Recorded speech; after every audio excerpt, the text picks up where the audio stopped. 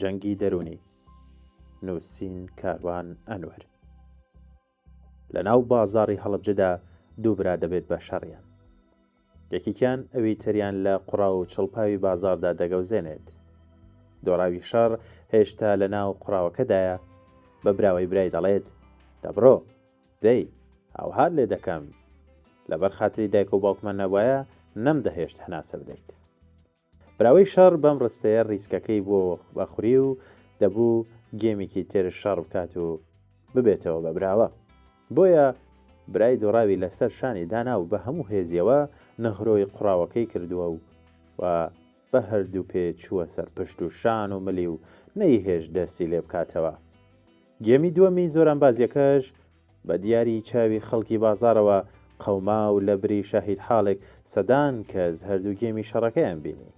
کەچی برای ناو قوڕاوەکە ئەم جارە هاتە دەرەوە وتی دەبڕۆ ئاوا حاڵت بێت، ئەم جارەش ئاوهام بەسەرهێنایت و ئیتر بە بەست بێت. براوەی شەڕ ڕووی دەمی لە ئەهلی بازار کرد و وتی خەڵکینە دەی ئەوە منم دۆڕاوم بە بەس بێت و ئێوەش بڕۆنەوە بەدەم کار و کەسابەتی خۆتانەوە. ئەمە نمونەیەکی زۆر سادە و ساکاری جەنگی دەرونیە کە لەلایەن کەسانەوە پەیڕاو دەکرێت و دۆڕاو دەبێتە براوەی جەنگ. دەیان نمونەی زەقی مێژوومان بیستووە کە چۆن ڕۆمانەکان و مەنگۆلەکان و سوپاکەی سەلاحەدینی ئەیوبی و نازیەکان و ئەمریکیەکان لە کۆریا و ڤێتنام و سۆڤێت لە جەنگی سارد و جەنگەکانی کەنداوی یەکەم و دووەم و سێهەم قاعیدە و گروپە تیرۆرسیەکانی تری وەک ئەنسار و جوند و داعشەکان بە شێوازی تر ئەم جەنگەیان کردووە. ئێستا سەردەمی جەنگی دەرونی دیجیتاڵیە بە مەبەستی کارکردن لە ئەقڵ و بیرکردنەوە نەک لە جەستە. لە ڕێگەی سۆشیال میدیا و فەیک نیوز و ژیری دەستکرد ئای و هۆکارەکانی تری بینین و بیستنەوە تا بتوانن ڕایگشتی بەرامبەر بە بڕیار و بڕیار دەربگۆڕن. لە جەنگی 12 ڕۆژە و لە جەنگی 28 شوبادا زەقترین شێوازی دەرونی پەیڕەوکرا. پرسیار بۆچی زۆربەی موشک باران و درۆنەکان بە شەودا دەکرێن؟ بێگومان بۆ دروستکردنی هێدمە لای خەڵکە، ناردنی پەیامی میدیایی یان نووسرا و بۆ چۆڵکردن و بەجێهێشتنی ماڵ و سەنگەرەکان لەم شەڕەدا زۆر پیادەکرا. هەڕەشە و گوڕەشەکانی ترەمپ و ناتەنیاهو و سەرکردەکانی ئێران هەموو دەچنە خانەی ترساندن و تۆقاندن و جەنگە دەرونیەکانەوە. هەردوولا گرتە و ویددیۆی زۆر ترسناکیان دروست کردووە و وەک بانگەشت دەینێرنە ناو خێزان و شەقامی ئەوبەر.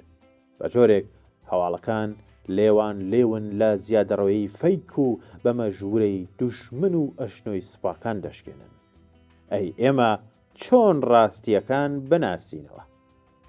دەکرێت هەر لە ڕێگای ناونیشانی زەلوقەبە و ترسناک و سۆزداریەوە بناسرێنەوە، چونکە کە دەبیستیت یان دەترسێنێت یان تووڕەت دەکات ئەوەک ئەم نمونانەی ئێستا لە میدیای کوردیدا هەن کارە سات بەڕێوەیە.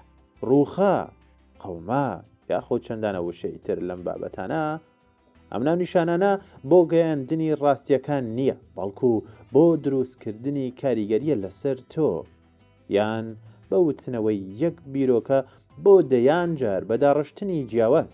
ئەمەش پرۆسەی داشۆرینی مێشک دروست دەکات. هاوکات لایەن و گروپی ئێمە و ئەوان لە مێشکماندا سەوز دەبن. بۆ نمونە ئێمە براوە و ئەوان دۆڕاون، ئێمە بەهەشتی و ئەوان دۆزەخین، بەمەش تۆوی ڕق و کینە دەچێنرێت. بۆ ئەم بابەتانە پێویستە بە دوای سەرچاوەی هەواڵەکاندا بڕۆین و بە ناوی وتیان یان دەڵێن بەرەو وێڵبوون نەمان بن. بە کورتی و لە کۆتاییدا ئەمڕۆ جەنگی دەرونی مەترسیدارترینە، چونکە چەکەکەی زانیاری هەڵەیە. گۆڕەپانی شەڕەکەش لە ڕێگەی مۆبایلەکەی دەستەوە ئەقڵی تۆیە، بۆیە زۆر وریابە. خێرا باوەڕ مەکە، پرسیاری سەرچاوی زانیاریەکان لە خۆت بکە.